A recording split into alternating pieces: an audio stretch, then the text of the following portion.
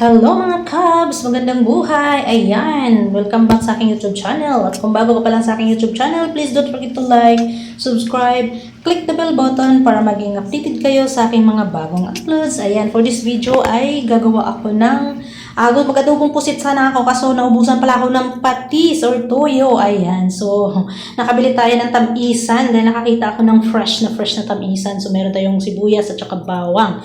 So yan lang yung gagamitin natin ngayon. At syempre yung mga spices natin dyan na di mawawala. Ayan, so meron din tayong bitsin, mix, curry powder. Gumamit ako ng curry powder. Tapos chili powder. Ayan, no? So sibuyas at saka bawang. Mamaya na yung bawang. Huwag natin gigisa yung bawang kasi matapang yung amoy. Iwas tayo sa tapang na amoy talaga. So hindi ko yan siya ginisa yung bawang ha. Nilagay ko lang siya doon pag nalagay na yung tubig, yung sabaw niya.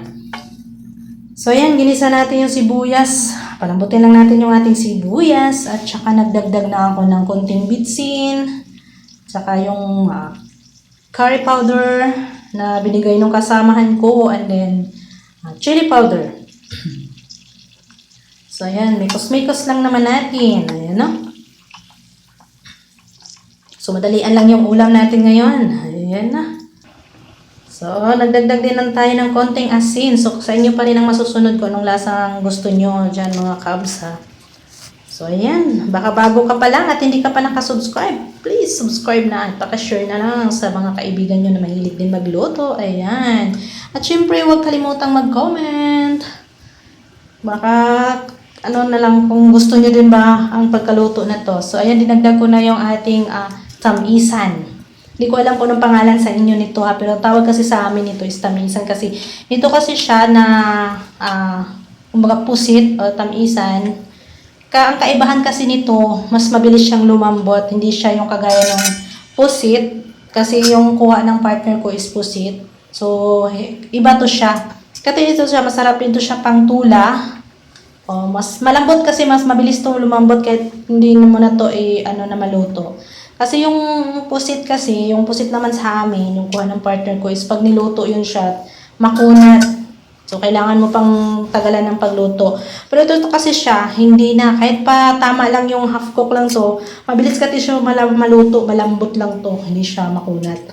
So, yan, hindi nga pala ako nagdagdag ng tubig dyan, no? Yung katas lang kasi naka-frozen kasi itong tamisa natin, no?